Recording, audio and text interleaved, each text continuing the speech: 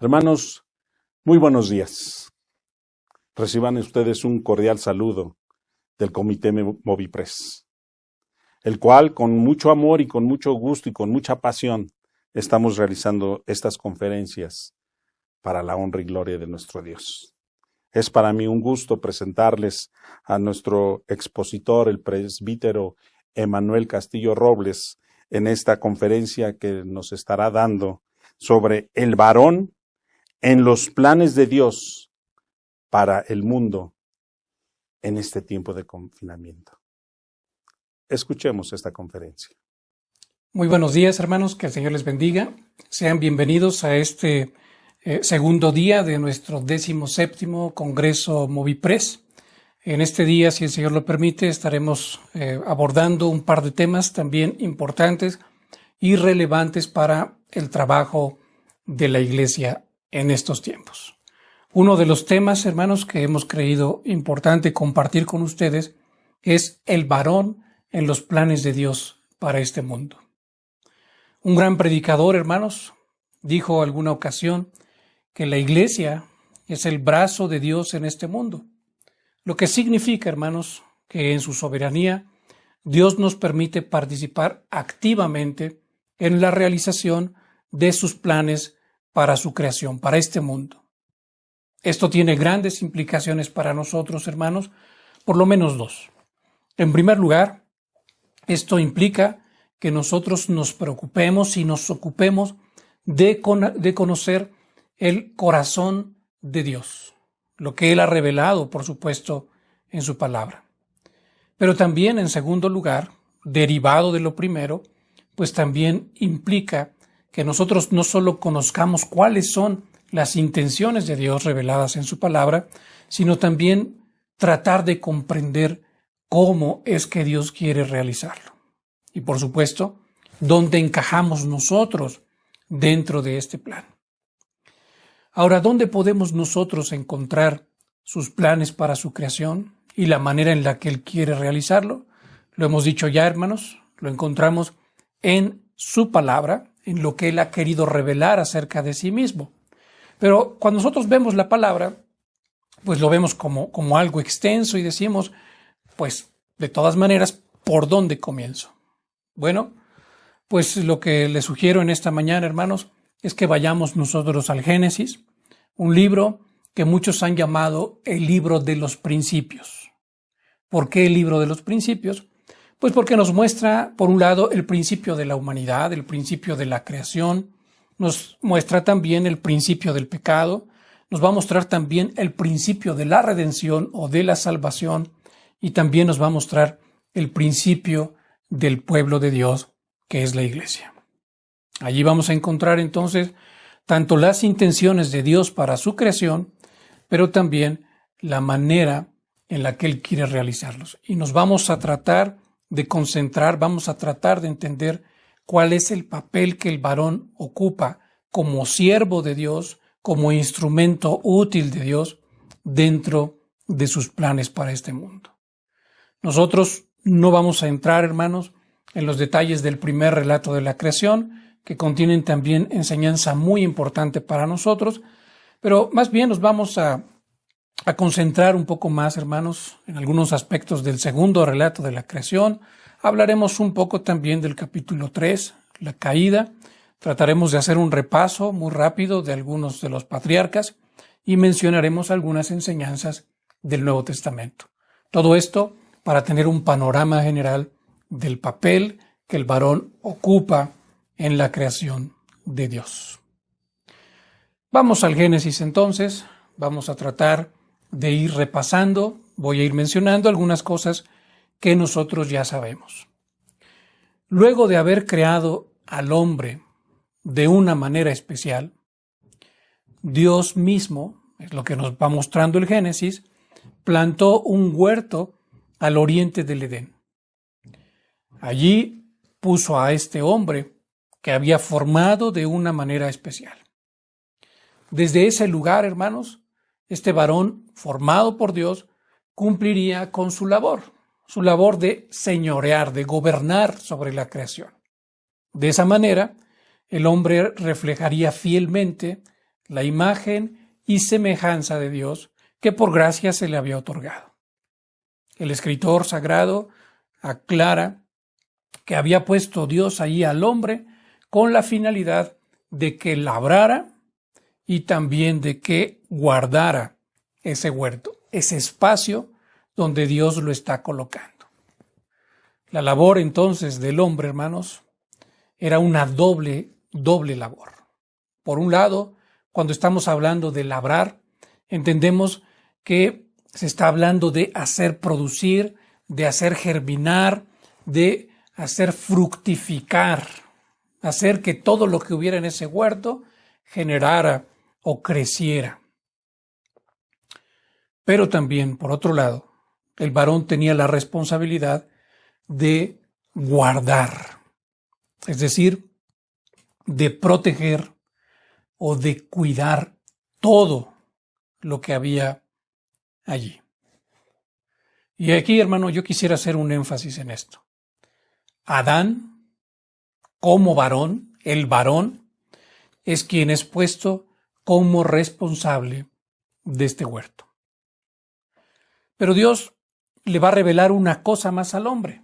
Le dice también, de todo árbol del huerto podrás comer, mas del árbol de la ciencia del bien y del mal no comerás, porque el día que de él comieres, ciertamente morirás. Lo que Dios está haciendo aquí es mostrarle al hombre, y vuelvo a hacer énfasis, al varón, tanto lo que debe como lo que no debe hacer. Así que nosotros podemos decir que cumpliendo fielmente con estas responsabilidades, tanto haciendo lo que debía hacer y no haciendo lo que no debía hacer, pues este varón estaría glorificando el nombre de su Creador. A mí, hermanos, me gusta ilustrar esto como cuando una persona le presta su automóvil a otra. A lo mejor se han puesto de acuerdo por teléfono, quizás se han encontrado y han platicado, pero llega un momento en que los dos se encuentran frente al vehículo y entonces el que va a prestar el vehículo saca las llaves y se las entrega al otro. El que entrega las llaves sabe que ese auto seguirá siendo suyo y lo mismo entiende el que la está recibiendo. Pero quien está recibiendo estas llaves sabe que a partir de ese momento él es el responsable de ese vehículo. Luego de que, por así decirlo, Dios le entrega las llaves al varón, Dios pronuncia unas bellas palabras. Palabras que yo creo que todos los varones agradecemos. Dios le dijo, no es bueno que el hombre esté solo. Le haré ayuda idónea para él. Si nosotros, hermano, queremos seguir usando la figura del coche, quien estaba entregando las llaves también dijo, no está bien que este hombre, que este Adán, emprenda este largo viaje solo. Él necesita un copiloto. Ese copiloto, hermanos, debía ser adecuado. Debía ser realmente una ayuda idónea para él. Esa ayuda idónea debía acompañarle y ser de verdadera ayuda en este largo viaje. Por eso, la Escritura también nos va a mostrar que esa ayuda idónea no se encontró entre los animales y fue necesario sacarla del mismo Adán. Así entonces, siendo hueso de sus huesos y carne de su carne, esta mujer podría ayudarle de una manera más adecuada.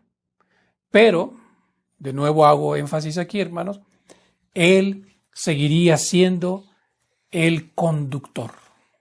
Él seguiría siendo el responsable, porque a él es a quien se habían entregado las llaves. Ahora, yo quiero ser muy claro aquí, hermano, y voy a usar la misma ilustración que hasta ahora estamos usando acerca de la conducción. Las mujeres manejan, y muchas mujeres manejan mejor que muchos hombres. Pero también, hermanos, muchos hombres actúan como yo.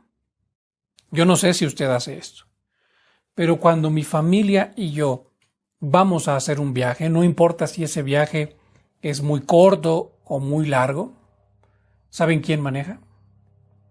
Yo. Y esto lo hago así, hermanos, no porque mi esposa no sepa manejar o porque yo piense que yo manejo mejor. Esto lo hago así porque en ese vehículo no solamente voy yo, sino también en ese vehículo va toda mi familia. Allí va mi esposa y allí va mi hijo. Las personas más importantes, más valiosas para mí en esta tierra y sobre quienes Dios me ha puesto como responsable. Así que si Dios me ha puesto como responsable, hermanos, y yo me siento responsable, yo no voy a dejar en manos de alguien más esa responsabilidad. Así sea la persona en quien más confío en esta tierra, yo sé que yo soy el responsable. Para hacer este viaje, por supuesto que cuento con la compañía y la valiosa ayuda de mi esposa. Pero yo soy quien se siente en el asiento del conductor. Yo soy quien toma el volante, yo soy quien enciende el coche, yo soy quien lo pongo en marcha y yo soy quien asume la responsabilidad de llevar a mi familia segura hasta nuestro destino. Pero la pregunta es, hermano, ¿por qué no todos los varones aplican este mismo principio al viaje de esta vida? ¿Acaso no el viaje de esta vida junto con nuestra familia es un viaje mucho más importante, mucho más trascendente y que implica mayores riesgos? ¿Por qué es que muchos varones no están tomando esta responsabilidad? Quizá usted piense, hermano, que yo estoy exagerando un poco con esto de que el hombre seguía siendo responsable aún después de la creación de la mujer.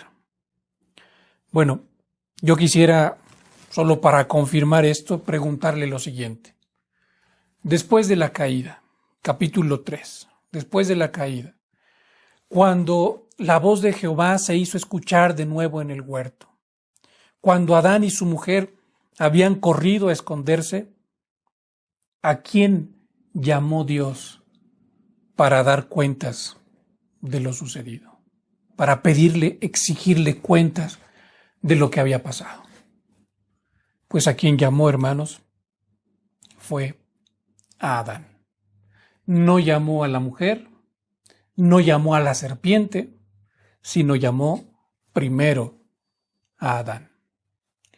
Y Dios lo llamó primero a él, hermanos, porque él era el responsable, porque a él es a quien se le habían entregado las llaves de ese vehículo. Y aunque es cierto, hermanos, que Adán había cumplido con una parte de su responsabilidad, y decimos esto porque muy seguramente Adán es quien le había enseñado a Eva cuál era la voluntad de Dios respecto a aquel árbol. Por eso es que Eva pudo decirle a la serpiente lo que Dios había dicho acerca de ese árbol. Adán había cumplido con esa parte de su responsabilidad, quizá de manera parcial, en enseñar, ¿no? En labrar, en hacer producir, en que fructificara, ¿no? Pero lo que nos muestra allí el capítulo 3 de Génesis, hermanos, es que el hombre falló terriblemente en la tarea de guardar, en esta tarea de proteger todo lo que había en el huerto, porque no lo protegió adecuadamente del ataque de Satanás. Aquí nos es difícil, hermanos, saber de una manera precisa, porque la Biblia no lo revela, si Adán había estado presente cuando la serpiente tentó a Eva, o si Adán había estado ausente, ¿no? Pero como sea, Adán había tenido una oportunidad de hacer valer la voluntad de Dios, de aferrarse a la voluntad de Dios, y aunque no hubiera estado presente cuando Eva fue tentada, pues cuando Eva le ofreció, él pudo haber dicho no, porque esa no es la voluntad de Dios. Pero lo que nosotros vemos es que Adán no se aferra a la voluntad de Dios. Él no se niega al pecado ni hace ver a su mujer el terrible error en el que había caído. Y nosotros conocemos cuáles fueron las consecuencias, hermanos. Lo que nos va a enseñar un principio muy importante en esto. Cuando el varón abandona sus responsabilidades, ya sea la responsabilidad de labrar o ya sea la responsabilidad de guardar, cuando abandona cualquiera de estas dos o las dos, él acarrea graves consecuencias para toda su familia. En el caso de Adán, pues fue para toda la humanidad. Ahora, para que nosotros comprobemos esta afirmación, no es necesario que vayamos demasiado lejos, hermano. Está comprobado por diversos estudios que se han hecho a lo largo de los años que la mayoría de los hogares donde los hijos abandonan sus estudios, donde los hijos caen en la drogadicción, donde los hijos se involucran en actividades delictivas, donde los hijos viven en fornicación o donde los hijos optan por la homosexualidad y un largo etcétera que podríamos meter aquí, hermanos, esos hogares casi siempre tienen algo en común. Son hogares donde el varón ha abandonado sus responsabilidades de labrar y de guardar. Son lugares donde el varón no se ha ocupado de que su esposa y sus hijos crezcan, generen, fructifiquen, se desarrollen, y donde el varón tampoco se ha ocupado de cuidar, de resguardar espiritualmente a sus familias contra el ataque de Satanás. El asunto aquí es, hermanos, ¿estamos viendo eso en nuestras iglesias? ¿Estamos viendo estas mismas cosas que yo acabo de mencionar? Tristemente, hermano, creo que sí. Estamos viendo muchas de estas cosas y pues es también por la misma causa, mayormente porque los varones no están cumpliendo con esta responsabilidad. Ahora, hermano, yo quiero tener mucho cuidado en esto, porque también es cierto que los hijos tienen su propia responsabilidad en este tipo de conducta, en este tipo de pecados.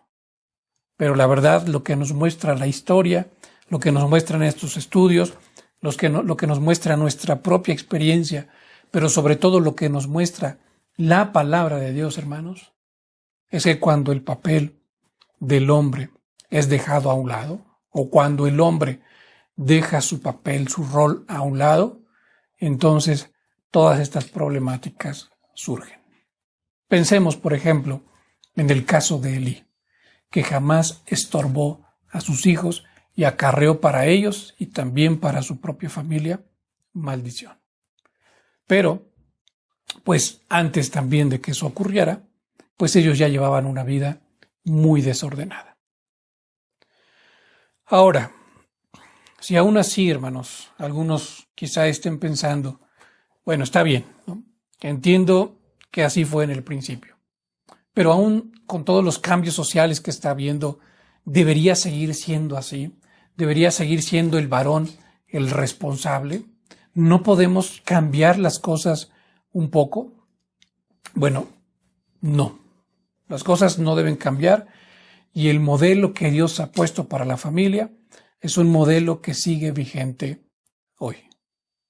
Vamos a ver brevemente lo que dice la Escritura de un par de varones de Dios en el Antiguo Testamento, en el mismo libro de Génesis. Si vamos a Génesis capítulo 6, verso 18, nosotros vamos a ver que se está hablando ahí acerca de Noé, un hombre de quien se dice que caminaba con Dios. Dios dice de él, allí en Génesis 18, o le dice a él, mas estableceré mi pacto contigo y entrarás en el arca tú, tus hijos, tu mujer y las mujeres de tus hijos contigo. Voy a establecer mi pacto contigo y sí, vas a entrar al arca, este instrumento de salvación, vas a entrar allí tú, pero también van a entrar tus hijos, también va a entrar tu mujer y aún las mujeres de tus hijos van a entrar junto contigo. Noé es cabeza de su familia, y como cabeza de su familia es con quien Dios establece ese pacto. Pero por la gracia de Dios, toda la familia de Noé es aceptada también dentro de este pacto que Dios hace con él. Sin embargo, lo que nosotros vemos aquí es que Noé tiene una gran responsabilidad.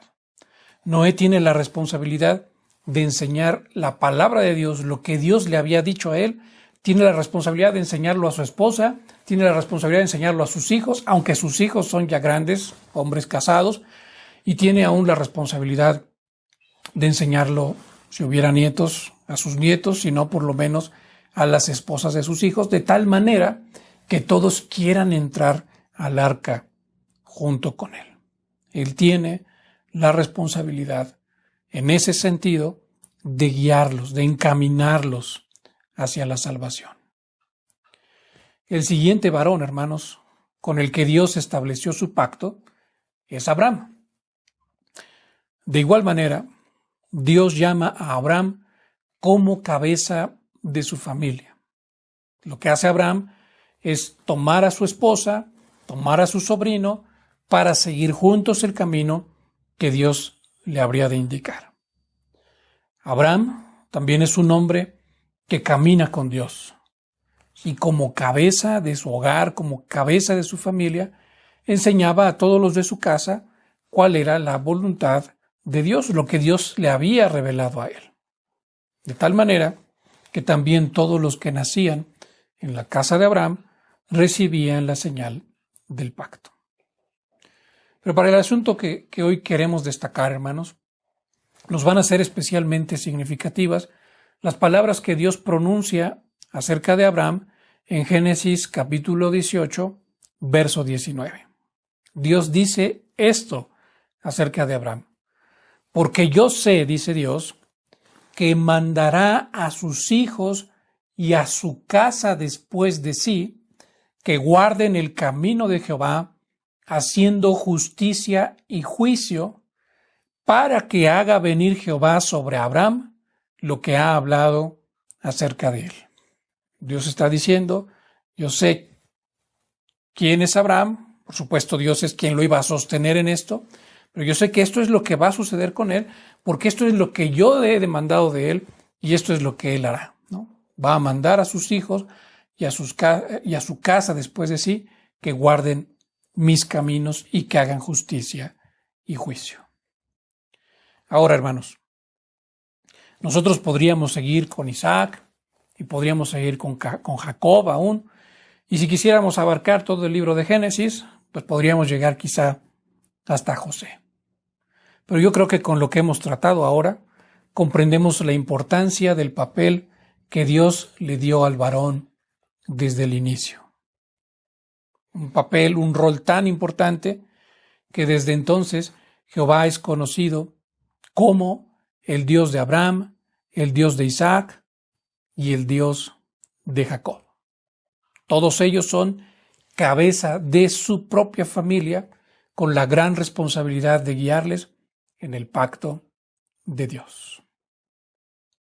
Así que considerando todo lo anterior, hermano, yo quisiera hacerle la siguiente pregunta. ¿Estamos enseñando esto en nuestras iglesias?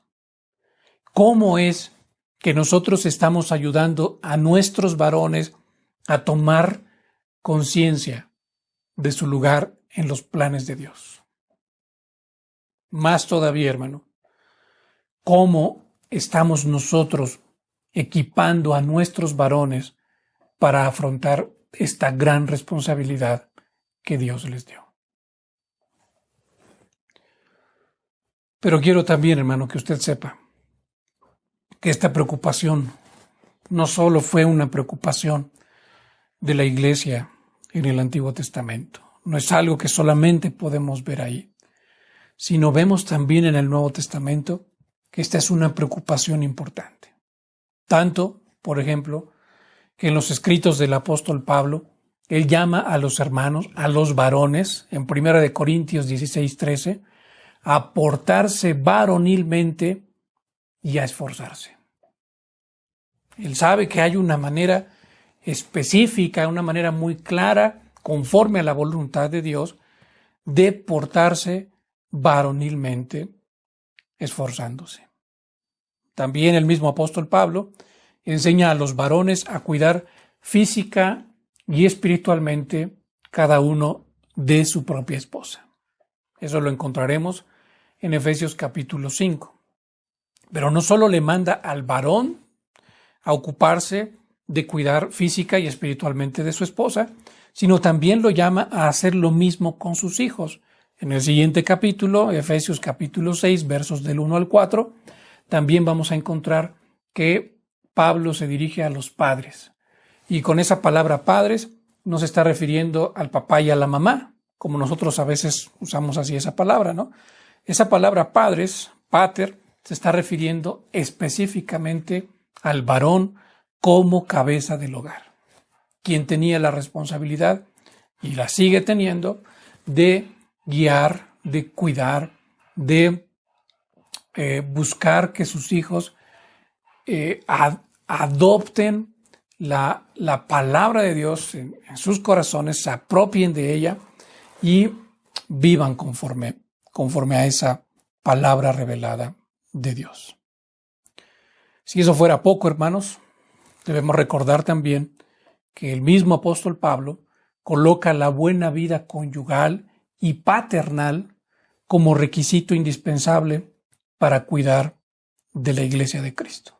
Si usted va a 1 de Timoteo capítulo 3, ahí va a encontrar que el apóstol Pablo le está diciendo al varón, un varón maduro que puede ocupar el lugar de obispo o de anciano en la iglesia, pues que debe cuidar bien de su casa, de su esposa, de sus hijos.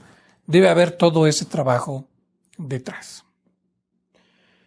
Ahora, hermanos, ¿qué queremos nosotros mostrar con todo esto? ¿Qué nos está queriendo decir la palabra de Dios con todo esto, hermano?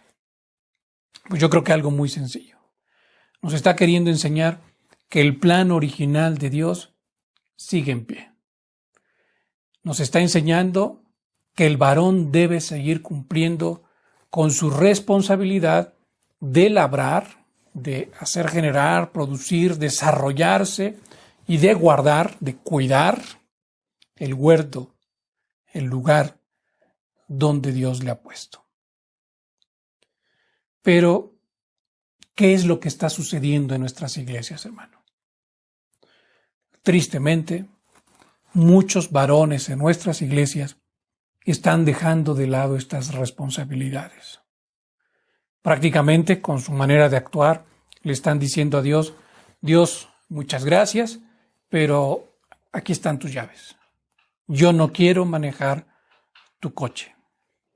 Y eso se refleja, hermanos, tanto dentro de las propias familias como aún en la iglesia. Hablando de las familias, podríamos pensar y recordar que muchas esposas, hermanos, en lugar de sentirse cuidadas, amadas, protegidas, guiadas amorosamente por sus maridos, más bien se sienten explotadas, se sienten abusadas o se sienten usadas por ellos. También muchos de los hijos en los hogares de nuestra iglesia, cuando llegan a esa edad donde ya nadie los puede obligar a asistir al templo, hermanos, ¿qué es lo que hacen? Pues ellos se van a probar suerte en el mundo y muchas veces, hermanos, porque sus padres, hablando especialmente de los varones, no les han enseñado ni con sus palabras ni con su ejemplo a amar sinceramente a Dios. Repito, esto tiene que tomarse con mucho cuidado porque hay muchos casos también en los que, aunque el varón se ocupa de esto, pues los hijos toman alguna otra decisión. Ahora, en el trabajo eclesiástico, hermanos, también nosotros vamos a ver cómo esto tiene repercusión. Vemos a muchos varones que se están haciendo a un lado. Tan solo el ver cómo está conformada la membresía de nuestra iglesia, veremos que en muchos casos esta está conformada mayormente por mujeres. Como que se piensa que esto es un asunto de mujeres. Cuando vemos también, por ejemplo, a la mayoría de los maestros en la escuela dominical infantil, hermanos, pues nos damos cuenta que no son maestros, no tenemos maestros realmente, sino más bien tenemos maestras. También, si hablamos de la mayoría de los misioneros egresados anualmente de nuestros seminarios, nos vamos a dar cuenta, hermanos, que no son misioneros, sino que son misioneras. En una iglesia, cuando se acercaba la semana del hogar cristiano, hermano, yo pregunté, ¿quién se encarga de elegir los temas que se verán en esa semana del hogar cristiano? ¿Sabe usted cuál fue la respuesta?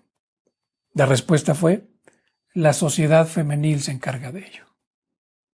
Ahora, con lo que yo acabo de mencionar, hermanos, no estoy diciendo que las mujeres no deberían ocupar esos espacios o no deberían encargarse de ello, o que no tengan la capacidad de hacerlo. Yo creo que tienen la capacidad de hacerlo, pero lo que vemos en los ejemplos que yo estoy comentando, hermanos, pues es el simple hecho de que el hombre, el varón en nuestras iglesias, se está haciendo a un lado y deja que la mujer tome esas responsabilidades. El varón no quiere formar, no quiere enseñar, no quiere corregir, no quiere guiar y deja que otros lo hagan. En muchas iglesias, por ejemplo, también existe el problema de que no se encuentran varones para que sean oficiales de la iglesia. Y los pocos que hay, pues tampoco quieren tomar esa responsabilidad. Ahora, hermano, después de escuchar todo esto, quizá usted se esté preguntando, ¿y qué tiene esto que ver con el trabajo de fortalecimiento y plantación de iglesias al que se dedica MoviPress? ¿No deberíamos en este momento estar escuchando otro tipo de conferencias?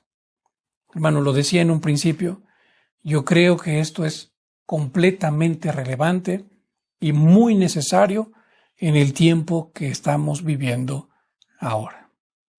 Como lo hemos visto, el varón es una pieza clave dentro de los planes de Dios para este mundo y para su iglesia. Pero nosotros nos hemos olvidado de formar al varón para este fin. Si los varones de nuestras iglesias, hermanos, disculpe la expresión que voy a utilizar, pero si los varones de nuestras iglesias no se fajan los pantalones para liderar espiritualmente, con todo cariño, con todo amor del Señor a sus familias, si no cumplen con su llamado de labrar y guardar, si no se preocupan porque sus familias produzcan el fruto que Dios quiere, si no se están ocupando de cuidarlas para que Satanás no las engañe como sucedió en el huerto de Edén, entonces, hermano, nuestras familias poco a poco se irán debilitando espiritualmente. Y eso podemos verlo ya en nuestros tiempos. Muchas familias, aún antes de esta pandemia, se encontraban ya muchas iglesias aún en una especie de letargo espiritual, de debilitamiento espiritual. Quisiera ser un poco más claro, hermano. Nuestras iglesias están compuestas por familias. Si esas familias se encuentran así, espiritualmente aletargadas, espiritualmente debilitadas, entonces su iglesia también lo estará. Si esas familias están débiles, la iglesia también será una iglesia débil. Cuando el Señor, hermanos, nos permita regresar a nuestras reuniones de antes, ¿qué tipo de iglesia se reunirá? ¿Acaso se reunirá una iglesia que esté fortalecida espiritualmente? una iglesia que en este tiempo en el que estuvimos ausentes del templo se estuvo fortaleciendo y creciendo espiritualmente. ¿Se reunirá así una iglesia más fuerte o se reunirá una iglesia debilitada? También con esto, hermano, yo quiero irme con mucho cuidado, porque yo sé que este es un trabajo que depende completamente del Señor. Él mismo dice que Él edificaría su iglesia y que las puertas del Hades jamás prevalecerían contra ella. Pero en su misericordia, hermano, Dios quiso involucrar al varón en esta tarea de edificación. Quisiera, hermano, que también usted lo viera de esta manera. En este tiempo en el que estamos físicamente separados, usted como pastor o usted como plantador de iglesias no puede estar presente en todos los hogares. Esa es una realidad. Sin embargo, si nosotros tomamos en serio este trabajo con los varones de nuestras iglesias, hermanos, puede haber un pastor en cada hogar. Y entonces, este pastor puede encargarse de alimentar, de apacentar, de dirigir a sus familias en esos hogares. Varones de verdad que estén guiando a sus familias en el camino del Señor. Así, hermanos, la iglesia de Cristo será fortalecida por Cristo a través de su palabra que está siendo enseñada por estos varones que le conocen a Él, que le tienen a Él como su cabeza y que están tomando ellos la responsabilidad como cabeza de su hogar de guiar, de enseñar a otros acerca de su pacto y de su salvación. Ahora, hermano, ¿qué es lo que nos queda ahora? ¿Cuál es nuestro reto como iglesia en estos días, en estos tiempos? Bueno, yo creo que lo primero, hermanos, que tenemos que hacer es arrepentirnos.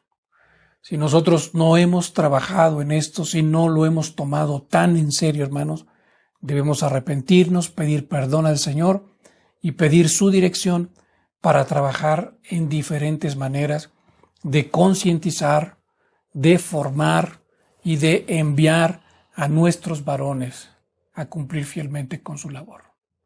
No sabemos exactamente cómo se deba hacer esto, quizá porque nunca lo hemos hecho, pero tenemos su palabra, que es viva y eficaz, más cortante que toda espada de dos filos.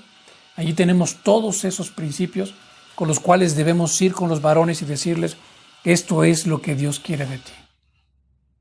Necesitamos hacer esto, hermanos.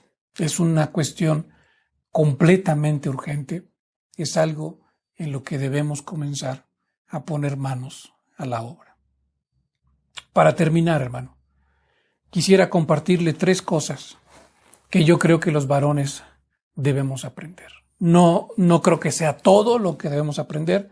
Creo que hay muchas cosas más, pero comparto estas 3 con la esperanza de que sirvan como una pequeña guía, como una especie de brújula, lugares hacia donde debemos apuntar para animar a nuestros varones a cumplir con esta labor. La primera, hermanos, que creo que es muy importante, es que nuestros varones deben descubrir, si no han descubierto su identidad como varones en la palabra de Dios y su rol, pues en lo primero que tenemos que trabajar, hermanos, es en ayudarles a descubrir eso en la palabra. Si es que ya lo saben, si es que ya lo conocen, es algo que necesitamos fortalecer. Pero eso es lo primero, su identidad como varones y su rol. Lo segundo, que yo creo que esto debería estar en primer lugar si lo acomodáramos en orden de prioridad, lo segundo que deben aprender los varones es sujetarse al señorío de Cristo como su cabeza. Tenemos ese esquema en la palabra de nuestro Dios, lo comentábamos ya. El varón es cabeza de la mujer, pero Cristo es la cabeza del varón. Si el varón no se somete a la voluntad del Señor Jesucristo, si no lo tiene a Él como su cabeza, como su Señor, entonces Él no podrá ser cabeza de su familia. ¿Cómo debe hacer esto? Por supuesto, no hay otra manera de hacerlo más que a través de la oración y del estudio de la palabra. El varón en el hogar debe ser el primero, el que ponga el ejemplo, claro, pero no por poner el ejemplo solamente, sino porque realmente lo quiere hacer. Debe ser el primero que se encierre en su cuarto a pasar un tiempo largo, profundo, en oración con su Señor. Debe ser el primero que se siente quizá en la sala de su casa, a abrir su Biblia, o en su habitación también, o en su estudio donde pueda hacerlo, abrir su Biblia y pasar allí tiempo también con el Señor. Eso es algo que debe hacer para sujetarse al señorío de Cristo como su cabeza. Tercero, algo que también como varones debemos aprender, hermanos, es a caminar junto con otros varones piadosos. Buscar a aquellos que de alguna manera tengan más experiencia que nosotros, lleven un camino más largo, recorrido, para que nosotros como varones podamos acudir a ellos, platicar con ellos, escuchar su consejo, escuchar sus experiencias, escuchar su exhortación en base a la palabra de Dios, que ellos oren por nosotros. Y también, hermanos, nosotros podemos tomar a otros varones más jóvenes también para transmitirles esto, lo que significa ser un varón de Dios, lo que implica ser un varón de Dios. Si caminamos así juntos, hermanos, entonces podremos aprender unos de otros, animarnos, exhortarnos a andar en los caminos del Señor. Dios quiere, hermanos, que muy pronto podamos estar encontrando iniciativas, estar escuchando de trabajos arduos que se estén realizando en las iglesias para desarrollar esto. Si usted empieza a realizar un trabajo así, hermano, y cree que lo que está haciendo puede servir como guía a otras iglesias y lo quiere compartir, hermano, hágalo, porque necesitamos urgentemente trabajar con los varones de nuestras iglesias para que cumplan con su labor. Oremos, hermanos. Señor eterno, muchas gracias, porque a través de tu palabra nos has enseñado cosas preciosas. Hemos hecho un recorrido muy rápido a través de ellas, Señor, solo para encontrar algo, Señor, algo precioso, algo bello, que tú desde un principio, Señor, pusiste al hombre como cabeza de su hogar, con una labor muy importante que desarrollar. Una labor, Señor, que hemos descuidado en nuestros hogares, en nuestras familias. Una labor, Señor, que aún en nuestra iglesia está siendo descuidada. Queremos suplicar tu perdón, pero también, Señor, queremos suplicar tu dirección. Queremos rogarte en esta hora que tú nos guíes acerca de qué pasos, Señor, debemos dar o podemos dar para que podamos ver, Señor, así a una iglesia donde los varones están tomando su lugar, Señor, donde los varones están siendo formados para tomar ese papel, Señor, que tú nos has dado. Te rogamos por cada varón en cada iglesia, Señor. No tenemos la capacidad de conocerlos a todos, pero tú los conoces, Señor. Padre, obra en el corazón de todos nosotros de una manera tan profunda, Señor, que no podamos ni queramos hacernos a un lado, sino que tomemos esta responsabilidad con todo ímpetu, Señor. Bendice a cada iglesia, Señor, que ahora está presente en este congreso a la distancia, Señor, a cada pastor, a cada plantador, a sus familias, Señor. Y que seamos, Señor, los primeros en tomar este lugar, en dar este ejemplo, y todo para la gloria de tu nombre. Enséñanos, Señor. Enséñanos tú lo que significa ser un hombre, Señor. Que en Cristo Jesús te lo rogamos. Amén. Que el Señor les bendiga, hermanos. Buenos días, queridos hermanos. Soy el presbítero Héctor Vázquez Mota, director del Instituto Movipres, y me da mucho gusto estar en este momento con ustedes y seguir junto con ustedes este ciclo de conferencias del Congreso Movipres, que nos hubiese encantado que lo tuviéramos presencial como todos los años, pero ahora lo hemos querido hacer de esta manera para seguir cerca de ustedes y también aportando lo que el Señor pone en nuestro corazón para trabajar como Iglesia Nacional Presbiteriana de México. Me corresponde compartir con ustedes la conferencia sobre la familia como ente transformadora de la comunidad. De alguna manera, hay quienes piensan que esta pandemia que estamos viviendo ha sido producida, ejecutada por el Señor nuestro Dios. Hay quienes piensan que solamente ha sido permitida por Dios, pero a final de cuentas, sea una o sea otra la forma en que Dios ha permitido esta situación, es la soberanía de Dios la que se deja ver en todo este acontecer. Sin embargo, también es tiempo de que reflexionemos. ¿Para qué Dios ha querido que suceda todo esto? ¿Qué propósito tiene? Y tratar de descubrir en todo lo que está sucediendo el plan de Dios para nuestras iglesias, para nuestras familias, para su reino, hermanos.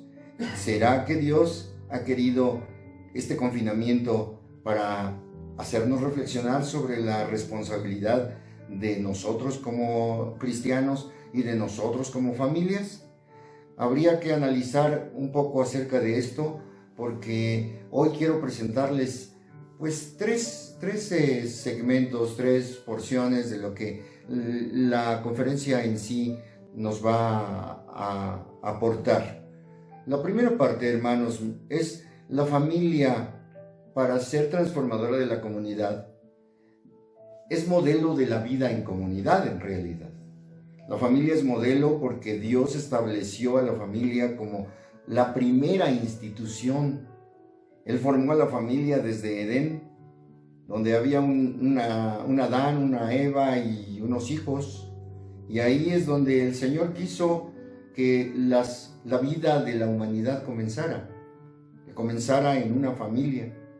Y Él constituyó a la familia, y la familia sigue siendo pieza central en el desarrollo de la humanidad. Hay quienes están atentando tanto contra la familia. Hoy en día la familia está muy amenazada, pero sabemos bien, todo esto es porque la familia es muy importante, y entonces hay quien no está interesado, no está dispuesto a que la familia siga teniendo su papel tan importante que Dios quiso que tuviera. La familia, pues, como modelo de la vida en comunidad, pues valdría la pena recordar que al estar dentro de las casas, al estar en familia, empiezan a generarse tensiones dentro de la misma familia. Vivimos hoy en día situaciones diversas, cada familia está viviendo a su manera esta pandemia. Sin embargo, todas las familias coinciden en un mismo problema. El problema es cómo vivir dentro de las familias y cómo poder desarrollarnos dentro de las familias. Las familias cristianas, pues, están puestas para ser modelo de la vida en comunidad, para mostrar al mundo un ejemplo de cómo se debe vivir. ¿Qué mejor ejemplo que considerar a Gálatas, la carta a los Gálatas, en esta primera porción, como el desarrollo del fruto del Espíritu que Dios ha puesto en cada creyente? Dios ha querido que cada creyente desarrolle en sí un fruto que está compuesto por 9 elementos. Ustedes los conocen, Gálatas 5, 22 y 23, nos recuerdan que el fruto del Espíritu es amor, gozo, paz, paciencia, benignidad, bondad, fe, mansedumbre y templanza. Estos 9 elementos es tiempo de que en familia los podamos ejercitar y acrecentar. Allí en la familia es donde tiene que crecer este fruto del Espíritu. Y empecemos a considerar, por ejemplo, el amor.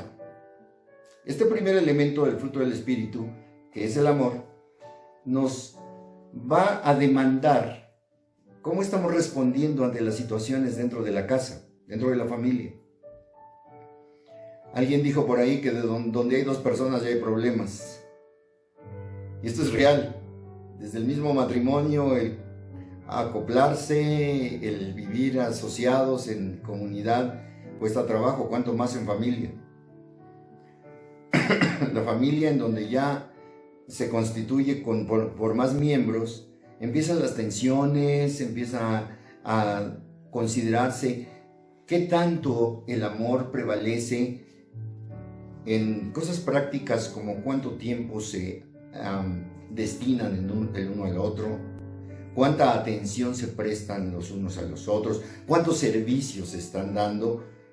Recordemos lo que la palabra de Dios dice en Juan 13:35. En esto conocerán que sois mis discípulos, si tuvierais amor los unos con los otros. Las familias que nos rodean, las familias no cristianas, que ven a las familias cristianas, deben ver qué tanto nos amamos, cómo manifestamos el amor. Y esto impacta a las familias que nos rodean, porque hacemos la diferencia en el amor. Ahora bien, pasemos a la cuestión del gozo. Este segundo elemento del fruto del Espíritu, el gozo, en medio de este tiempo de desesperanza, de tristeza, de dolor e incluso de muerte. En este tiempo, el apóstol Pablo nuevamente resaltaría en esa frase célebre de la carta a los Filipenses, ¿se acuerdan ustedes? Regocijaos en el Señor. Otra vez os digo, regocijaos. Las circunstancias de Pablo eran adversas totalmente.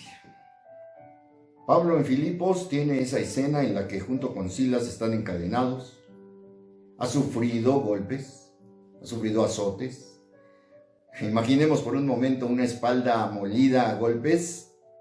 Imaginemos por un momento un calabozo frío, el más profundo, según dice la palabra.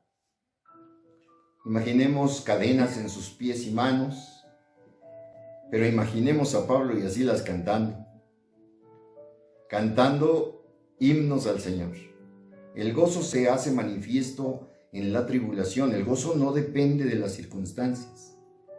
El gozo va más allá, y esto las familias cristianas estamos llamadas a vivirlo, a experimentarlo y a mostrarlo al mundo. El mundo va a entender que el cristiano es diferente porque se goza aún en medio de la tribulación. Luego entonces pasaríamos al elemento de la paz. La paz se hace evidente entre los miembros de la familia, en cada uno de ellos, donde es probado para ver cuánta paz puede tener aún en esas circunstancias. Sí, hermanos, vivimos tiempos de muerte, de sombra de muerte. Las cifras son alarmantes, tanto que nos abruman. A veces quisiéramos ya no saber más de cifras, y nos abruma saber que hay contagios, que hay enfermedad, que hay muerte, y sin embargo la paz que sobrepasa todo entendimiento, como lo dice también Pablo, es esa paz que nosotros tenemos como cristianos y que impactamos al mundo con esa paz con la cual el mundo se sorprende. El mundo se debe sorprender ante la paz de los cristianos. Y los cristianos impactan y el mundo se maravilla. Estamos predicando con nuestro testimonio de familia la paz que reina en los corazones, la paz en medio de la tribulación. La paciencia, mis amados hermanos, Vaya que es necesaria la paciencia. Usted y yo lo estamos viviendo. Yo sé que usted está viviendo esa situación de que pasan los meses, pasan días y decimos, ¿cuándo, Señor? ¿Hasta cuándo? Veía yo una clase de escuela donde un niño preguntó a su maestra, maestra, ¿usted sabe cuándo se va a acabar esto? La maestra obviamente contestó, mi hijo, falta todavía mucho, pero hay que tener paciencia.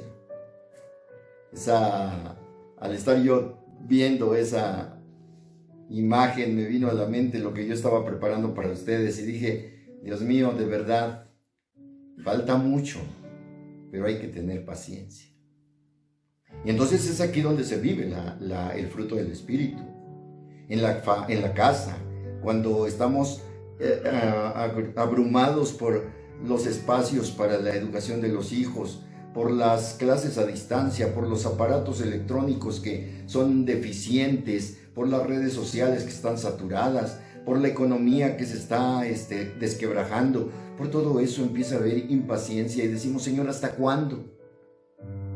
Sin embargo, la familia cristiana, cada uno de los miembros de ella se mantienen esperando en Dios, pacientemente esperando. Efesios 4:2 nos diría, con toda humildad y mansedumbre, soportándoos con paciencia los unos a los otros en amor. Entonces, soportarnos unos a otros es aquí donde se prueba. Es en estas circunstancias donde se tiene que probar qué tan fuertes, qué tan pacientes, qué tanto el fruto del Espíritu está creciendo dentro de nuestras vidas y de nuestras familias. Así que esta parte, yo diría, es una de las partes que tendríamos que rogarle a Dios, Señor, auméntame la paciencia. Decía un impaciente, Señor, quiero paciencia y la quiero ya. Por supuesto, la paciencia se acrecienta, se madura cuando nosotros estamos precisamente expuestos a situaciones como las que ahora nos toca vivir. La benignidad, como parte del fruto del Espíritu, es hacer el bien a otros, principalmente a los más cercanos. Dice un refrán popular, ustedes lo conocerán, que somos a veces candil de la calle y oscuridad de la casa. Y el apóstol Pablo diría también a los Gálatas, así que según tengamos oportunidad, hagamos bien a todos y mayormente a los de la familia de la fe. Los de la familia de la fe, si en nuestra casa tenemos a nuestros hijos en el camino del Señor, si ellos han entregado su vida a Jesucristo, son de la familia de la fe y son los más cercanos a nosotros. Y hay que mostrarles el bien a ellos. ¿Cómo vamos a mostrarles el bien? Pues es ahí donde la benignidad, el hacerles el bien, es yo te atiendo, yo te sirvo, yo te ayudo. Y entonces el Señor se agrada de familias donde hay benignidad, así que según tengamos oportunidad, hagamos bien a todos, pero mayormente a los de la familia de la fe. Y aquí en nuestras familias están nuestros hermanos. A veces yo a mi esposa le digo, hermana, esposa mía, es mi hermana en Cristo. Y entonces aquí están nuestros hermanos en la fe, a los cuales debemos hacerles bien. Luego viene la bondad. Y para la bondad pues tenemos que ser buenos con cada uno de la familia. No solamente hacerles el bien como es la benignidad, sino ser buenos. Ser buenos como una característica natural del nuevo creyente, de la nueva criatura. Somos buenos. Y nos tornamos buenos en que nos vean tratar con amabilidad, tratar con cariño, tratar con justicia incluso. Porque cuando habla de la bondad, fíjense ustedes que estaba yo reflexionando y decía, bueno, Señor, de la bondad, ¿qué nos podías decir? ¿Cómo se puede manifestar la bondad en la familia, Dice el Salmo 37, versículos 3 y 6. Confía en Jehová y haz el bien. Confía en Jehová y haz el bien. Hazle el bien a tus seres queridos. Hazles el bien proveyendo para ellos. Otra parte de este salmo: habitarás en la tierra y te apacentarás de la verdad. El manejo de la verdad, el conducirse con la verdad dentro de la casa. Exhibirá tu justicia, hablar de la justicia como parte del ser bueno, de la bondad. Exhibirá tu justicia como la luz y tu derecho como el mediodía. Es decir, ahí somos justos, hacemos disciplina dentro de la familia con justicia, disciplina en cuanto a las responsabilidades de cada miembro de la familia y cumplir porque somos buenos. Estamos hechos para eso en Cristo, para ser buenos. El siguiente elemento de este fruto precioso del Espíritu es la fe. Y yo creo, hermanos, que hoy nos estamos enfrentando a situaciones en donde nos haríamos algunas preguntas, quizá como: ¿estamos listos para morir? La pandemia está arrastrando a la muerte a personas, y a personas a veces muy cercanas a usted y a mí. Nuestra Iglesia Nacional Presbiteriana se ha visto afectada también, con bajas en las filas de nuestra iglesia, con bajas en pastores de nuestra Iglesia Nacional.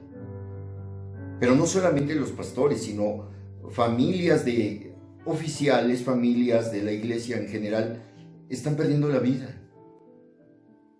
Y ahí en la familia se hacen preguntas, se reflexiona: ¿sabemos a dónde vamos?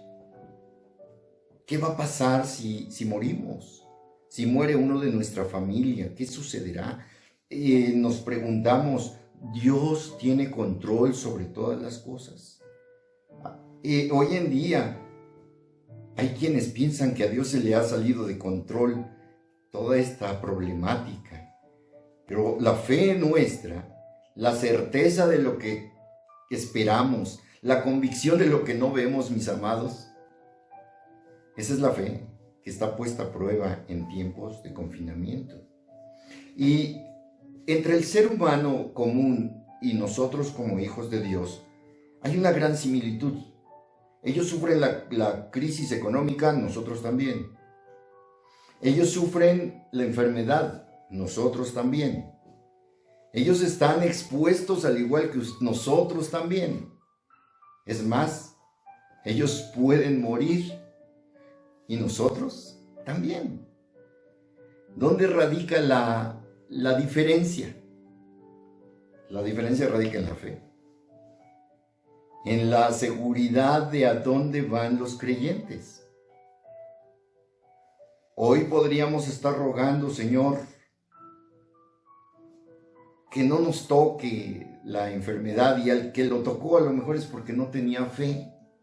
Hay quien llegaría a pensar así, que el que fue alcanzado por la enfermedad le faltó fe o tenía más pecado. Tal vez podríamos hasta pensar en ello. Pero no es eso, hermanos. Sabemos bien que en la soberanía de Dios Él tiene misericordia de quien quiere tenerla.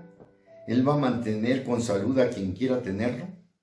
Claro, tenemos que cuidarnos, nuestra responsabilidad debe ser cumplida, tenemos que seguir cumpliendo con todas las recomendaciones de nuestros sistemas de salud, pero a final de cuentas la diferencia la hacemos por la fe. Y es ahí donde las personas se sorprenden. Es ahí donde una compañera de trabajo de mi esposa le dice: ¿cómo me alegro de oírte hablar con tanta fe? ¿Cómo me alegro de que ustedes estén tan cerca de Dios, confiando en Él? Y digo, esto es la diferencia, la fe. Y esa fe es fruto del Espíritu que nos va dando para decir: si vivimos, para Él vivimos, y si morimos, para Él morimos. En este tiempo tenemos que enseñar dentro de la casa que la fe es que Dios tiene control de todas las cosas.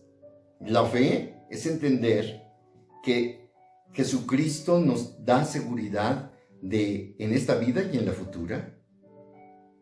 Y la fe nos lleva a entender, como dijo el apóstol San Juan en el capítulo 14, recordarán ustedes, Jesús dice a sus discípulos: no se turbe vuestro corazón, ¿creéis en Dios?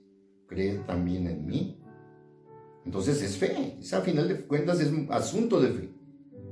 Y cada miembro de la familia reafirma su fe en esta clase de preguntas y dice uno: ¿sabemos a dónde vamos? Por supuesto. Los cristianos sabemos a dónde vamos. Si vamos a sufrir pérdidas, sí. Y habrá quien tenga que morir, es muy seguro que sí. Pero sabemos a dónde vamos. Y hay que reafirmarlo en el interior de la familia para que la familia impacte, la familia cristiana impacte a la comunidad. La familia cristiana es un ejemplo de vida en comunidad donde se sabe a dónde vamos. Vino un pequeñito de 8 años a mí con cierta preocupación y me preguntó que dónde estaba su bisabuelita que recién ha fallecido. Él está triste, está pasando por angustia, por tristeza, porque ha fallecido su bisabuelita a causa de esta enfermedad. Y es el momento oportuno para decirle: mira, en Jesucristo, cuando creemos en Él nos da seguridad de que vamos a ir a vivir con Él por siempre. Y tu abuelita tuvo la oportunidad de creer en Jesucristo. Y si ella de corazón creyó en Jesucristo, ella está en la presencia de Dios. Oramos con el niño. Él alentó su fe, alentó su corazón. Este niño es mi nieto. Y él está con la fe de que Jesucristo salvó a su bisabuela y de que él sabe, Dios sabe lo que hace. Así que, mis amados, esto es precisamente que la familia cristiana impacte a los que le rodean, porque él tiene compañeritos de escuela, tenemos alrededor más familia no cristiana, y estamos diciéndole: ¿sabes? Nuestra fe nos da la seguridad aquí y nos da la seguridad en el futuro. Entonces podemos estar, como en el siguiente elemento, en mansedumbre, en la tranquilidad, en el sosiego, en la calma, en no estar irritables, no estar impacientes, no estar tensos. Al contrario, se debe imponer la mansedumbre como la virtud que modera la ira. La mansedumbre como esa virtud en la que podemos estar sosegados. Dice Tito 3:2, que a nadie difamen, que no sean pendencieros, sino amables, mostrando toda mansedumbre para con todos los hombres. Se prueba la mansedumbre, hermanos, en este tiempo. Por último, la templanza. ¿Faltan recursos materiales? Sí. ¿Surgen enfermedades en torno a nosotros y dentro de nuestros hogares? Sí. Pero el cristianismo se hace fuerte en la crisis, hermanos. En medio de la crisis se acrisola nuestro carácter. Debemos mostrarle a la iglesia que es aquí y que por algo Dios está permitiendo todo esto, para que nuestro carácter sea probado y fortalecido, nuestro ser, y salgamos de la prueba más fuertes, más templados. Me gusta mucho la ilustración que algunos hacen respecto a los metales, y entre los metales, uno de las herramientas, de los machetes más filosos y más templados son los de zaguayo. Esos machetes acerados que para llegar a ese temple tienen que someterlos a fuego, y al someterlos a fuego a alta temperatura, después un cambio brusco es meterlos en aceite para que tomen una dureza tal que sean filosos, que sean fuertes, que sean resistentes. Y estamos siendo probados, estamos siendo llevados a una prueba donde el Señor nos está acrisolando, pero como familias cristianas, esto no debe pasar, esta pandemia no debe pasar sin que salgamos más fortalecidos. Debemos enseñar a la iglesia nuestra, a nuestras congregaciones, debemos enseñarles que estamos siendo probados para ser más fuertes, más dependientes de Dios, pero también más fuertes ante la adversidad. Así que Dios no nos ha dado espíritu de cobardía, sino de poder, de amor y de dominio propio. 2 Timoteo 1:7. Dios nos está dando entonces este carácter en el que la cobardía queda descartada, queda fuera. Estamos puestos para tener un espíritu de poder. Claro, no me refiero a que somos superhombres, no lo somos. Aún somos débiles y podemos pedirle al Señor, Señor, que tu poder se perfeccione en mis debilidades, pero que se muestre en mí ese carácter de Cristo, esa templanza, esa fortaleza en medio de la crisis. Así que esta primera parte nos enseñaría entonces que nosotros como familias cristianas somos modelo de vida en comunidad. Aprendemos a acrecentar y a vivir en medio de la tribulación y a vivir realmente lo que es el ser cristiano, lo que es realmente la fe en Jesús y la fortaleza en medio de estas tribulaciones. Hay un proverbio africano, yo había entendido que era de finlandés, no sé bien de dónde es este proverbio, pero es el proverbio que dice: mares tranquilos no hacen buenos marineros. Lo repito para que podamos analizarlo, reflexionarlo. Mares tranquilos no hacen buenos marineros. Donde nos fogueamos realmente es en la prueba. Esta prueba está sometiendo a nuestras iglesias, a nuestras comunidades, a nuestra familia, nos está sometiendo a probarnos de lo que somos hechos. Somos nuevas criaturas, mis amados. Somos hijos de Dios. Somos hechos para ser diferentes y para impactar al mundo, para impactar a la sociedad. Y desde ahí, hermanos míos, ya estamos siendo un ente transformador de la comunidad. Como familias cristianas, proyectamos todo esto y las familias cristianas se dejan ver como lo que somos. Porque somos la luz del mundo. Somos la sal de la tierra. No podemos estar a la par que las familias del mundo. Nosotros somos diferentes. Somos las familias, somos luz y sal. Así que la luz en las tinieblas resplandece. Las iglesias cristianas en las tinieblas resplandecen, brillamos. Así es, hermanos. Veamos un segundo punto en esta exposición. La familia cristiana se constituyó como escuela de formación cristiana. Las escuelas de formación cristiana de nuestras iglesias, en primer lugar, conocemos que no son muy concurridas. Sabemos que la asistencia promedio de a la escuela dominical o a la escuela de formación cristiana, ahora llamada así, no es ni siquiera el 25% de la iglesia global. Las iglesias locales tienen una asistencia a su escuela de formación aproximadamente del 25%. Ojalá fuese más, ojalá fuese el 50%, ojalá fuera más. Y si así lo es en algunas de sus iglesias, pues qué bueno por ello, pero en términos generales, las iglesias tienen esa asistencia. Yo veo en todo esto, en todo este acontecer de hoy, que Dios nos quiso regresar a la familia para que la familia sea una escuela de formación cristiana. Que en la escuela de formación cristiana se haga realmente la tarea de formar, de formación, de cristianos.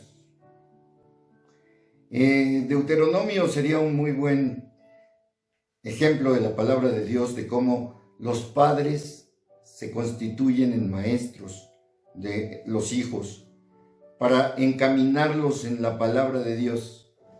Vean ustedes el texto que está en Deuteronomio 6, versículos 5 y 6. Quizás no desde el 6 hasta el 9, del 6 al 9. Sí, del 6 al 9, hermanos. Y dice, tal vez en sus bosquejos, si los tienen a la vista, yo puse la cita de Deuteronomio 6, 5 al 6, es del 6 al 9, por favor corrijan. Y estas palabras que yo te mando hoy estarán en tu corazón. Y las repetirás a tus hijos y hablarás con de ellas, estando en tu casa y andando por el camino y al acostarte y cuando te levantes. Y las atarás como una señal en tu mano y estarán como frontales entre tus ojos. Y las escribirás en los postes de tu casa y en tus puertas. Método antiguo, pero efectivo. La repetición. Sí, hoy hay varios métodos de enseñanza, podrían ser muy modernos, visuales, de actividad, de simulacro, etcétera, etcétera. Cantidad de técnicas y métodos de enseñanza.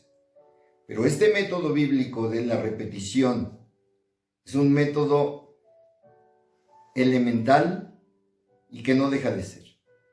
Las palabras que te mando hoy, primero tú estás llamado para entender las palabras del Señor y atarlas o que estén en tu corazón. La escuela de formación cristiana, hermanos, es empezar por uno mismo. Empezar con uno confrontándose con la palabra. Y luego, teniéndola guardada en el corazón, teniéndola presente en el corazón, repetirla a los hijos. ¿Y cómo se va a repetir a los hijos? Hablando de ella en la casa, en el camino, en la mañana, en la tarde, al acostarte, al levantarte, es decir, en todo momento. Y las atarás como una señal en tu mano y estarán como frontales en tus ojos. Todos estos versículos yo sé que ustedes los han oído infinidad de veces. La pregunta sería cuándo los estamos poniendo en práctica dentro de nuestras familias. Escucharlos no basta, sino que consideremos cuántos textos bíblicos tenemos en nuestras casas para que nuestros hijos los vean. ¿Cuántos se los estamos repitiendo por el camino, o al acostarse, o al levantarse? ¿Cuántos se los estamos enseñando? Tenemos a los hijos hoy en casa todo el tiempo. De alguna manera, esta pandemia ha hecho que los hijos puedan estar con nosotros. En un tiempo del siglo XXI que nos toca vivir, estábamos ya viviendo acostumbrados a que la familia se disgregara y cada quien tomara su camino. Y hoy de manera no voluntaria, sino de manera obligatoria hay que estar en casa.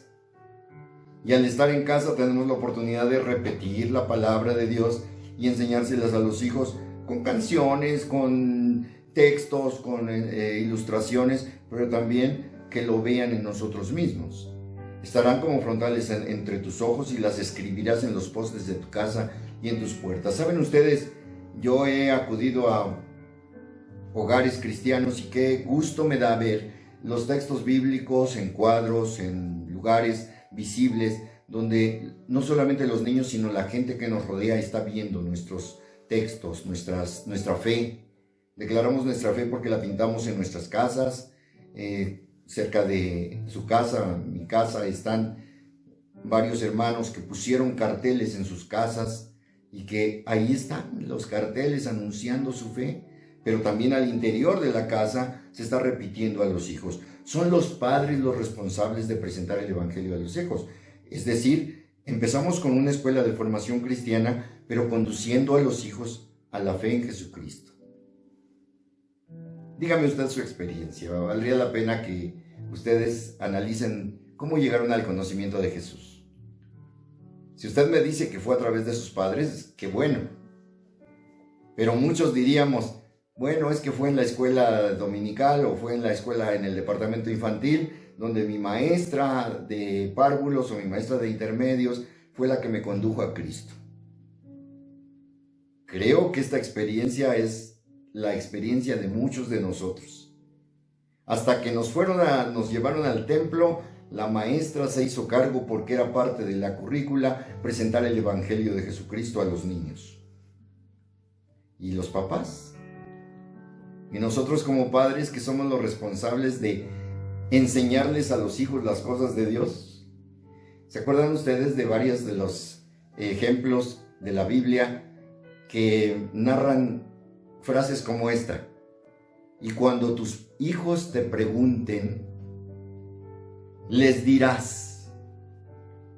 Esto lo vemos en Éxodo, lo vemos en Josué, cuando atraviesan el Jordán y ponen las 12 piedras encimadas, y era una señal para cuando los hijos preguntaran y cuando la gente preguntara, nosotros de inmediato dijéramos: ah, mira, quiero explicarte y explicar acerca de Dios.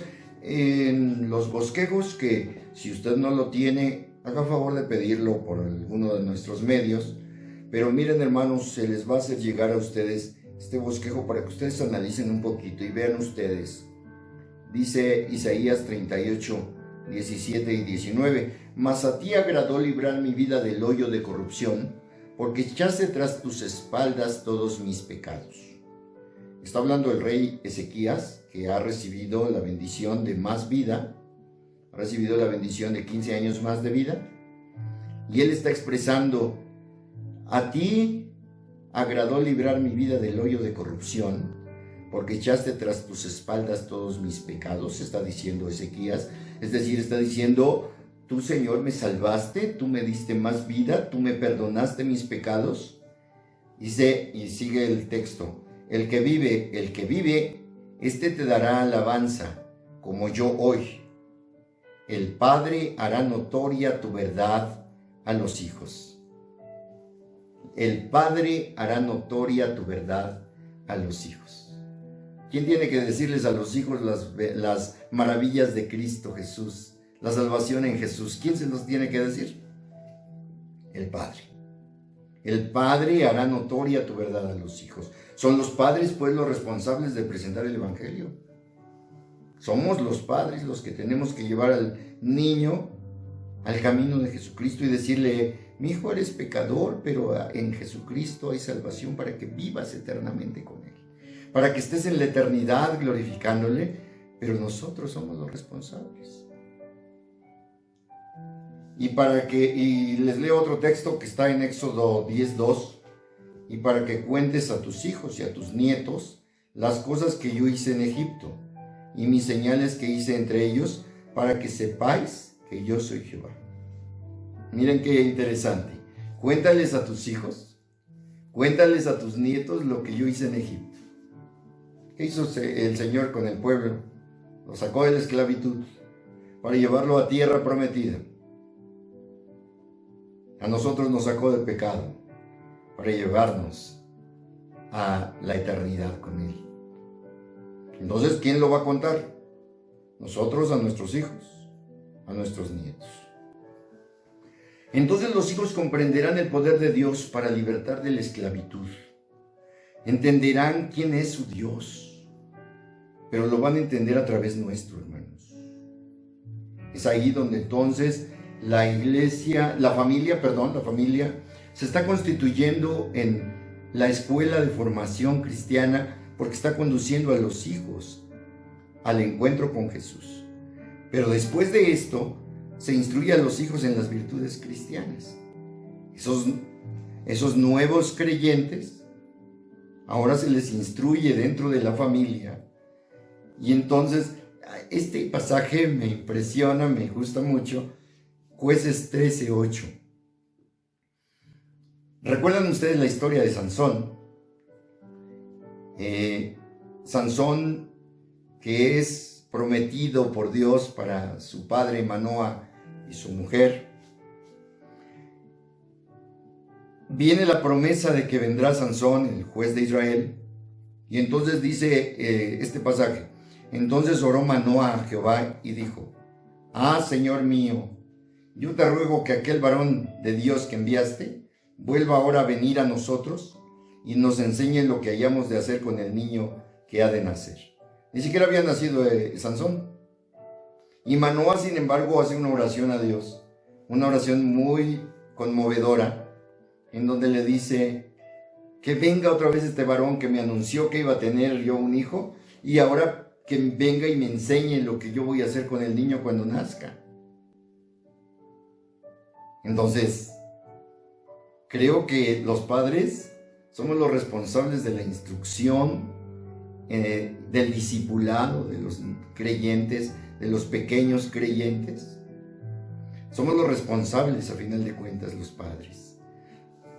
Usted estará como padre cristiano anhelando ya que se abran los templos, ya deseamos regresar al templo porque ya no sé ni qué enseñarle a mi hijo. ¿Cómo lo entretengo? ¿Cómo le hago? ¿Qué le doy? Los departamentos infantiles de las iglesias están esmeradas en mandar el video, la llamada, el material, etc. Y los padres, las maestras que ya se hagan cargo de mi chiquito, de mi pequeño, porque tiene que ser instruido. Y aquí Manoah está diciendo que nos enseñe lo que hemos de hacer con el niño que ha de nacer, porque lo tenemos que hacer nosotros, porque nos corresponde a nosotros hacer la tarea de que los hijos aprendan. Entonces, es ahí donde los niños han de aprender la sana doctrina. Tenemos un ejemplo en Timoteo. Pablo le decía que desde la niñez has sabido las sagradas escrituras, las cuales te pueden hacer sabio para la salvación por la fe que es en Cristo Jesús. 2 Timoteo 3:15. Y vemos que desde la niñez era instruido, Timoteo era instruido. ¿En dónde? En su escuela de formación cristiana, que era su familia, su hogar. Desde la niñez ha sabido las Sagradas Escrituras. Qué bendición para los que nacimos en un hogar cristiano y que desde la niñez aprendimos las lecciones bíblicas. De alguna manera el Señor nos ha permitido esa bendición porque quienes vienen a Cristo ya mayores, pues tienen mayor esfuerzo en aprender las lecciones de la Biblia. Nosotros que somos hijos de cristianos, desde chiquitos estamos oyendo las lecciones, estamos oyendo la escritura, o estamos oyendo a nuestros padres orar, estamos siendo formados desde la casa en las virtudes cristianas. Y ahí se enseña la doctrina, ahí se enseñan las doctrinas miren, a lo mejor podríamos pensar que se necesita ir a un seminario, y por supuesto que se necesita, pero en un seminario no necesariamente el niño va a tener que ir a aprender hasta allá escatología. El niño aprende escatología preguntando: ¿y qué pasa con los muertos? ¿A dónde van los muertos?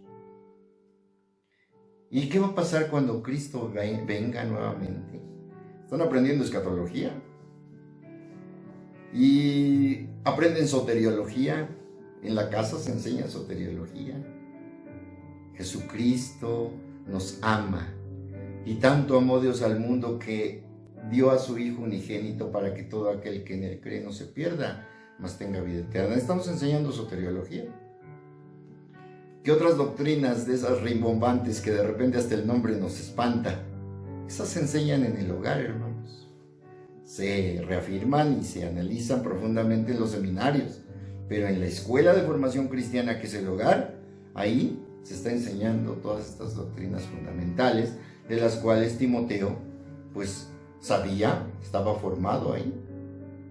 Así que, ¿qué mejor escuela que el hogar, hermanos? ¿Qué mejores maestros que los padres? Repito esta frase de esta final de este segmento: ¿qué mejor escuela que el hogar? ¿Qué mejores maestros que los padres? Avancemos a nuestro tercer punto, nuestra tercera enseñanza de esta mañana, y veamos cómo la familia hemos dicho, ¿no? La primera enseñanza, la familia es modelo de vida en comunidad. Ya lo vimos. Segunda enseñanza, la familia es escuela de formación cristiana. Tercera enseñanza, la familia es el centro de formación de liderazgo. Los líderes de la iglesia futura se están formando en los hogares. Ahí es donde se están formando pastores, hermanos. Donde se están formando ancianos de iglesia, ministros de música, donde se están formando discípulos comprometidos en la familia. Traigan a su memoria a familias de su congregación, traigan a su memoria a familias de su iglesia. Y se darán cuenta que fueron formados muchos líderes, muchos pastores de hoy, de sus padres. Infinidad de ejemplos podríamos dar de un pastor que sus dos hijos prácticamente juntos gradúan en el seminario teológico hace un par de años. Ahí están pastores que en el nombre llevan la historia de sus antecesores, como el pastor Lango, que comentó el Catecismo Menor de Westminster y que ahora tiene algunos descendientes en el pastorado. Y tendríamos muchos ejemplos que dar al respecto. La formación de liderazgo se está gestando en los hogares, hermanos. Pero también hay que ser honestos. Muchas veces es ahí donde se está desanimando a los futuros pastores cuando se les dice, pero ¿cómo de pastor? ¿Cómo vas a estudiar para pastor? Te vas a morir de hambre. Y es donde en muchas ocasiones se desanima a los nuevos pastores o a los candidatos al pastorado. Es donde se trata de desanimarlos, cuando debiera ser al contrario.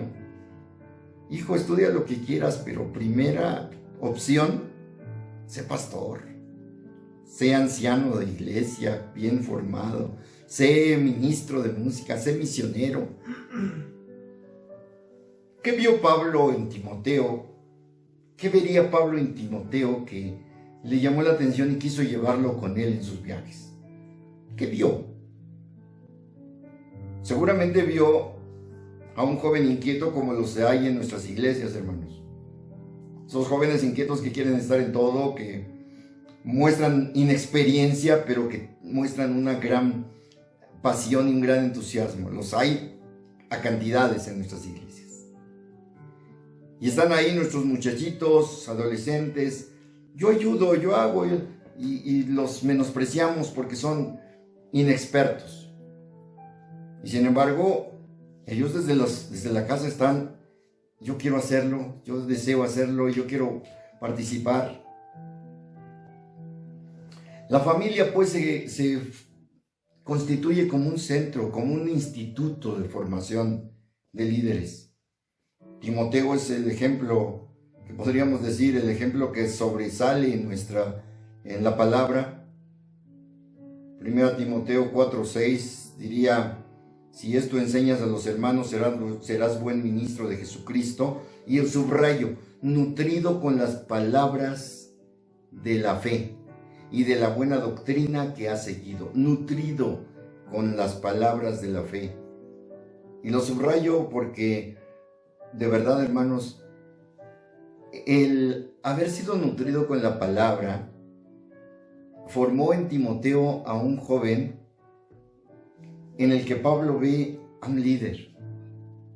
Y entonces es Timoteo, un joven que ha sido formado antes desde su niñez, como lo vimos en un pasaje anterior. Y otro pasaje que es 2 Timoteo 2:15, procura con diligencia presentarte a Dios aprobado, como obrero que no tiene de qué avergonzarse, y subrayo, que usa bien la palabra de verdad. ¿Qué necesitaba Timoteo para usar bien la palabra de verdad? Conocer la palabra de verdad. ¿Dónde aprendió Timoteo la palabra de verdad?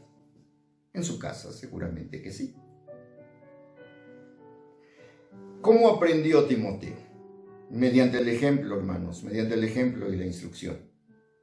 Mediante el ejemplo y la instrucción de su abuela y de su madre. Yo quisiera que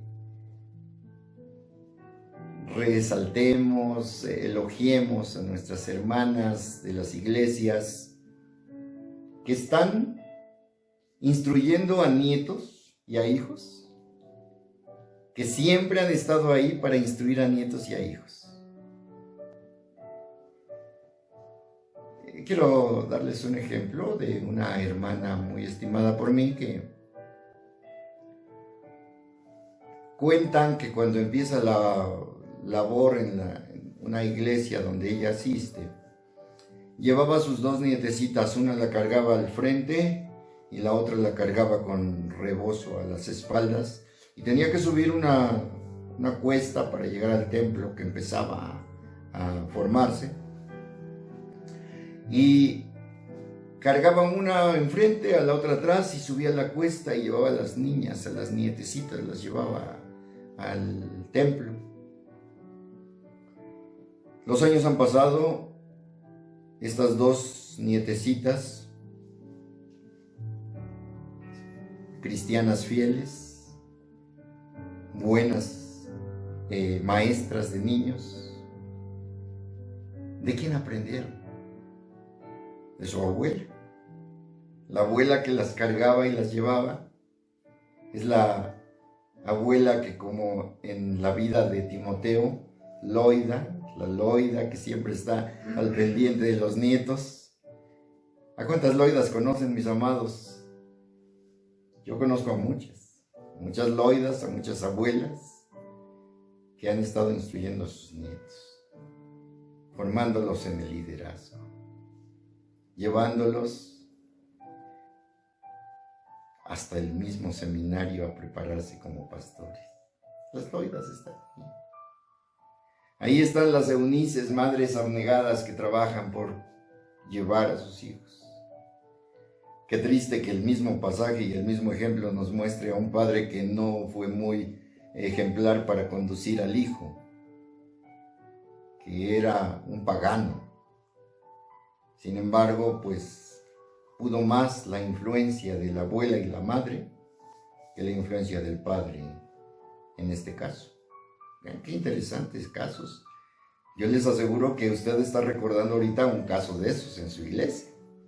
Están recordando casos y dicen, gracias a Dios por las Loidas, gracias a Dios por las Eunices que forman desde el hogar a los futuros líderes de la iglesia, a los futuros pastores de la grey. Se constituye la familia como un instituto de formación de líderes mediante el entrenamiento y el envío, la motivación para que vayan. Dice Pablo a los tesalonicenses en la primera carta a los tesalonicenses, capítulo 3, versículo 2, y enviamos a Timoteo, nuestro hermano, servidor de Dios y colaborador nuestro en el Evangelio de Cristo, para confirmaros y exhortaros respecto a vuestra fe. Pablo ha visto en Timoteo un líder que se formó en su casa. Pablo no lo formó, digamos, quizás Pablo lo descubre, quizás Pablo lo toma para traerlo consigo, pero en realidad Timoteo ya estaba formado en el Evangelio, en la palabra. Pablo solamente lo toma y lo toma para un colaborador, para ser un servidor de Dios, al igual que Pablo. Pero la instrucción primaria, la primera labor de instruirlo fue desde su casa. Yo pregunto, hermanos, ¿estamos aprovechando la pandemia para instruir? ¿Nuestros hogares se han constituido institutos de liderazgo? Valdría la pena que lo reflexionen, hermanos. Y que si están de acuerdo conmigo y con la palabra, por supuesto, que lo promuevan. Y que le digan a su iglesia: iglesia, sigue formando a tus Timoteos ahí en casa. En las familias, sigan formando a sus Timoteos. El joven Timoteo, ya capacitado, está puesto al nivel de Pablo como colaborador, es decir, labora igual que Pablo, es trabajador igual que Pablo. Él es enviado por Pablo allá a Éfeso para que corrija lo deficiente, pero es Pablo que lo ha impulsado. Sin embargo, Timoteo ya ha sido formado en un gran instituto, en la familia, en la casa. Ese es el instituto. Tanto que le dice: persiste tú en lo que has aprendido. Pablo no le está diciendo: persiste tú en lo que te enseñé. Vean ustedes qué interesante este pasaje. Persiste tú en lo que has aprendido y te persuadiste, sabiendo de quién lo has aprendido. No dice Pablo, aquí no menciona en este pasaje de segunda carta, capítulo 3, versículo 14, no dice de quién aprendió, pero de alguna manera lo dice en otra parte, en otra porción, donde está hablando de la fe que Timoteo tenía, de la fe no fingida que había aprendido de su abuela y de su madre. Pero persiste tú en lo que has aprendido. Esta frase pone de manifiesto que el discípulo ha madurado y está listo para la tarea porque ya aprendió. Pero lo aprendió en ese gran instituto, la familia. El mejor instituto, pues, para liderar es el hogar, hermanos. El mejor instituto para líderes está aquí en las casas. Cada casa tenemos que promover hoy en día que sea un instituto de formación de líderes. Quiero recapitular lo que hemos tratado en esta ocasión. Y quiero recapitular recordándoles que las comunidades, los pueblos, las ciudades, las familias que nos rodean a las familias cristianas, pueden estar viendo y deben estar viendo en nosotros la diferencia. Deben estar siendo impactadas por el testimonio de nosotros como familias cristianas, y nosotros como familias cristianas estamos mostrando al mundo el modelo que Dios ha querido para esta sociedad. La sociedad en crisis necesita modelos, y el modelo de convivencia en familia es la familia cristiana. De convivencia en comunidad, en sociedad, es la familia. Nosotros somos, pues, modelo de convivencia. Servimos como parámetro para la sociedad. Eso es lo que primeramente vimos. En la familia cristiana, nuestra segunda enseñanza, es donde se conduce a los hijos al encuentro con Jesucristo para que sean miembros de la familia de Dios y reconozcan y se sometan a Él. Se someten como su Señor y como su Salvador, y aprenden ahí en la familia cristiana que se constituye en la escuela de formación. Y en el ámbito familiar se enseñan los principios del nuevo hombre creado según Dios, como dice Efesios 4:24. El nuevo hombre creado según Dios. El viejo hombre está fuera de las familias cristianas. Debe estar fuera de las familias cristianas.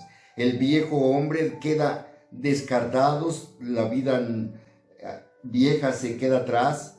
He aquí las cosas son hechas nuevas, dice Pablo. Así que en el ámbito familiar se aprende lo que el Señor enseña a estos nuevos hombres y mujeres. Se constituye la familia en escuela de formación cristiana. Es también el hogar donde se forman los creyentes verdaderos. Esos creyentes verdaderos que lo que han aprendido ahora lo enseñan. Que lo que han aprendido están dispuestos ahora a compartirlo. Hermanos, creo yo, honestamente creo, que muchas veces han fallado nuestros métodos de evangelización y tenemos que estar empujando a la iglesia a evangelizar y la labor que el Señor nos dejó para ir y predicar el Evangelio ha sido una tarea difícil, ha sido una tarea ardua, porque muchas veces se le deja a unos cuantos. Son unos pocos los que van y dan las buenas nuevas. Son unos pocos los que están dispuestos a evangelizar y a discipular. Pero ¿qué sucede si ahora todo esto lo hacemos desde la casa misma, desde la misma familia, desde el ámbito del hogar, donde formemos cristianos y discípulos de Jesús? El Señor nos mandó a ser discípulos. Empecemos por la casa. Hermanos míos, yo les agradezco mucho su atención y les invito a reflexionarlo no solamente a través de esta conferencia, sino reflexionenlo en las iglesias. Hagan centros de plática, hagan sus grupos de WhatsApp y analicen con detenimiento qué está pasando, cómo estamos educando a nuestros hijos, qué estamos sacando de beneficio dentro de esta realidad que nos tocó vivir. Tenemos que retomar, reembobinar o reiniciar, como ha sido el título de nuestro congreso. Reiniciar. Y cuando analizábamos el título del congreso decíamos, ¿qué es lo que quiere Dios de nosotros? Y hablábamos de diferentes conceptos y decíamos, pareciera como si a las tabletas, a las computadoras, a los teléfonos, cuando ya llegó un momento en el que ya se saturaron, ya se viciaron, ya están fallando, se les tiene que reiniciar. Y creemos plenamente que lo que está queriendo hacer el Señor con nosotros es reiniciarnos, reformatear nuestro chip y decir, hay que reempezar con lo que ya Dios nos había mostrado y hay que volver a la familia y desde la familia empezar a generar y a impactar al mundo. Hermanos, no hay necesidad incluso de estarnos forzando a evangelizar de una manera obligatoria, pesada, sino simplemente como una forma de vida. La evangelización debe constituirse como una forma de vida en donde compartamos como forma natural, como algo tan sencillo y cotidiano que en cada oportunidad, con nuestro testimonio hablado, pero también con nuestro testimonio vivido, nos formamos cristianos desde el hogar. Alabamos al Señor por esta oportunidad que nos da de poder reflexionar juntos. Les invitamos, hermanos, a que pues nos sigan el día de mañana. El día de mañana estaremos teniendo un tiempo de preguntas, de respuestas, de comentarios, que nos puedan quizás compartir incluso sus experiencias en el campo. Y como empecé diciendo, hermanos, nos cuesta trabajo pensar en que ahora tenemos que hacer las cosas así. Nos hubiese encantado tener nuestro Congreso Movipress en un lugar como lo hemos hecho, en lugares hermosos donde convivimos, compartimos los alimentos juntos, pasamos ratos muy gratos en las conferencias, en los talleres. Por esta ocasión no se ha podido hacer así, pero no tenemos que lamentarnos de que no se ha hecho, porque lo que nos corresponde lo estamos haciendo. Lo que le corresponde a la iglesia podemos seguirlo haciendo, hermanos, y creo que Dios quiere reiniciarnos. Vengamos mañana a nuestra reunión de preguntas y respuestas, y de mi parte, con todo mi corazón les agradezco, no sin antes decirles un par de cosas finales. Llevamos un mes en familia, un mes probados por contagio de COVID. Veníamos cuidando todas las cosas que deben cuidarse, de sana distancia, antibacteriales o los geles que utilizamos, los cubrebocas, todo lo que se podía. Sin embargo, Dios quiso que llegara el contagio a la familia. Al día de hoy sumamos alrededor de 13 infectados. El deceso de mi suegra fue algo que lamentamos mucho. están en hospital 2 en gravedad, otros más están luchando en atención en el hogar, y aquí en casa el contagio de 3 de los 5 miembros de la familia. 3. ¿Hemos estado en prueba? Sí. Dios nos ha permitido ir saliendo adelante. Vamos avanzando. Hemos recibido la oración y el apoyo de la iglesia local y de la iglesia en los presbiterios, en la iglesia general. Y nos sentimos fortalecidos en el Señor porque nos ha enseñado grandes cosas. Creemos que de esta tribulación el Señor nos quiere reiniciar, nos quiere mostrar cosas nuevas y nos va a sacar a campos amplios de oportunidad para servirle. Queremos seguirle sirviendo y saludo afectuosamente a todos los pastores, amigos y hermanos que han estado dándonos cobijo y apoyo. Y doy gracias a Dios, porque Dios sigue teniendo control de todas las cosas. Y nos ha vuelto a ser familia, a integrarnos como familia, para servirle mejor, para servirle más. Dios esté con ustedes. Que el Señor les bendiga.